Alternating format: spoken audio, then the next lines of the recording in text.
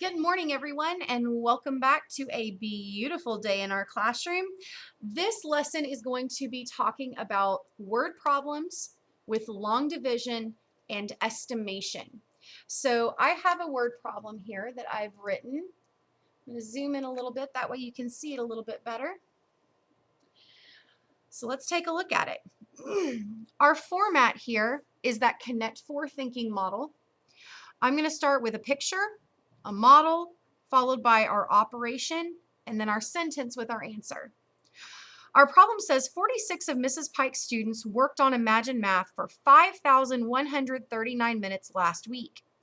What is the best estimate of the number of minutes each student worked on Imagine Math? So I know that I have 46 of Ms. Pike's students worked on Imagine Math for 5,139 minutes last week. What is the best estimate? This word right here.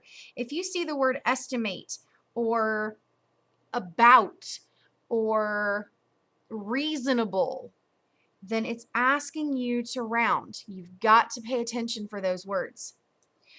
All right, so I'm going to draw a picture and a model before I even start working on this operation. So my picture, I know that I'm going to think of it as this cloud. I have a fluffy cloud flying above my head.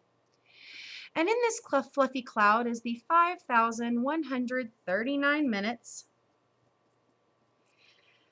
that 46 of my students worked on Imagine Math. So I'm splitting this between 46 students. So there's student 1, but we don't know how many minutes student 1 worked. I have another bubble that represents student 2, but I don't know how many minutes student 2 worked. Another bubble representing student 3. I don't know how many minutes student 3 worked. Goodness, this is going to take a long time, isn't it, if I keep doing this? So I'm going to represent that I'm continuing splitting off these bubbles. So I'm going to say dot, dot, dot, dot, dot, dot, dot, dot, dot. And that's going to continue the same until I get all the way down here to student number 46, who we still don't know how many minutes they worked on Imagine Math. So there's my picture.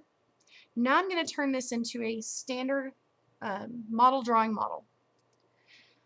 I like to start with my total bar at the top. I know that I have 5,139 minutes that students worked.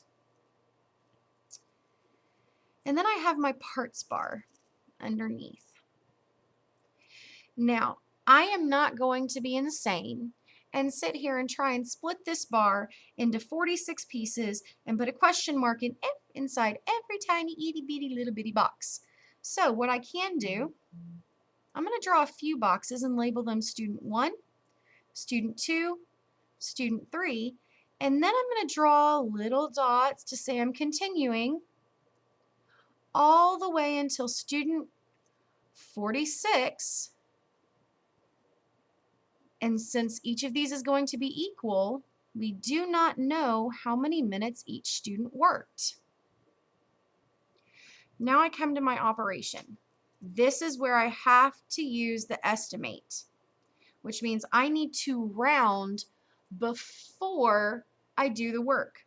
So I'm going to round 46 and 5,139. And I notice in my problem, you might be saying, but Ms. Pike, it doesn't tell us what to round to. When it doesn't tell you where to round to, you always round to the greatest place value. So my greatest place value in the number 46 is my tens place.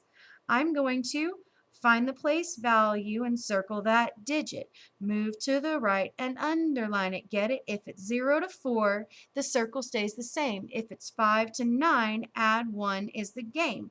Now flex your muscles like a hero. All digits to the right change to 0. All other digits will remain the same. Yo, you're a winner in the rounding game. So we've now rounded 46. It rounded up to 50, but we still have to round our second number. Find the place value and circle that digit. Move to the right and underline it. Get it? If it's 0 to 4, the circle stays the same.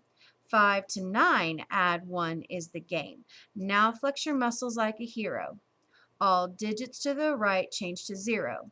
All other digits will remain the same. Yo, you're a winner in the rounding game. So now that I've estimated my two numbers, now I need to divide. I am going to use cookie thief method. That is my favorite. I love it.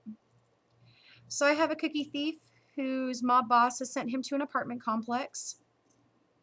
The first apartment is small, but the second, the third, and the fourth apartments all have quite a bit of room. The cookie thief looks in the first window and he says, dang it, I can't take any cookies. There's not enough. And he sits there and he counts and he says, ugh, 5 cookies have run next door. Gotta find that next apartment. So he circles the apartment building until he comes to the next window and he says, yes, I can take 1 set of cookies. And he figures out that no cookies escaped next door. And so he runs around and he looks in the next window. He says, dang it, I can't take any cookies from this apartment. There aren't any to take. And he realizes that no cookies are running around next door. And he hopes, man, I really hope there are cookies in this last apartment because this has been a really short job. So he circles the building and he comes to the last apartment. And he looks in and he sighs and he says, oh, well, couldn't take any cookies. And then he laughs to himself and he smiles because he says, hey, that means that there's no cookies that ran to the roof. I got all 100 cookies. All right, so now it's time to take the answer, our quotient, and implement it into our sentence answering the question. So it wanted to know, if 46 of Ms. Pike's students worked on Imagine Math for 5,139 minutes last week, what is the best estimate of the number of minutes each student worked on Imagine Math? So if we rounded those amounts and then divided to figure out about how many minutes each student worked, then we can estimate that each student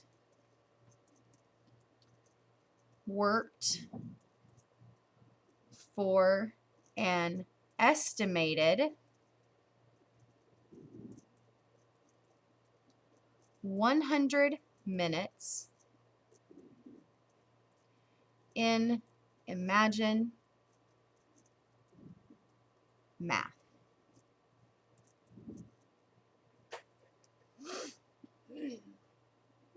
All right. So there it is. There's our breakdown of our word problem with our estimation. I hope this helped you guys see how division is seen in word problems. And I hope y'all have a beautiful day. Y'all are amazing students, and I am so glad you're with me. Have a good one. We'll see you next time.